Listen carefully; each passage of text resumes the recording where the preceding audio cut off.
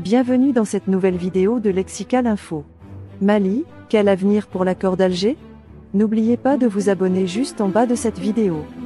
L'accord d'Alger, signé en 2015 entre le gouvernement malien et deux coalitions de groupes armés du nord du pays, vise principalement à changer l'architecture institutionnelle du Mali et à intégrer les ex-combattants dans l'armée ou l'administration.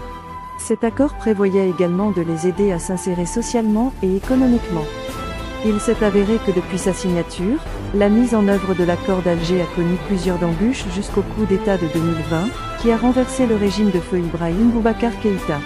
Depuis la prise du pouvoir par les militaires, l'accord pour la paix et la réconciliation issu du processus d'Alger fait du surplace.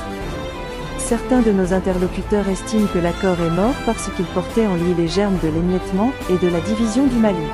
Selon Nouhoum Keïta, analyste politique malien, l'accord d'Alger n'a pas fait objet de débats démocratiques et que les institutions du pays n'ont pas été associées à sa mise en œuvre.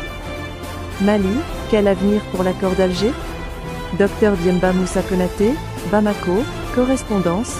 Le 16 décembre 2023 à 16h58, signé en 2015 entre le gouvernement malien et deux coalitions de groupes armés du nord du pays, vise principalement à changer l'architecture institutionnelle du Mali et à intégrer les ex-combattants dans l'armée ou l'administration.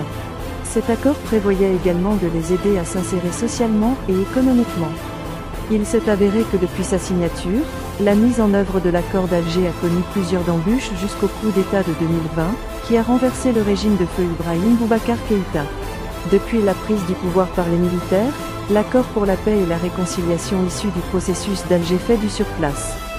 Certains de nos interlocuteurs estiment que l'accord est mort parce qu'il portait en lui les germes de l'émiettement et de la division du Mali.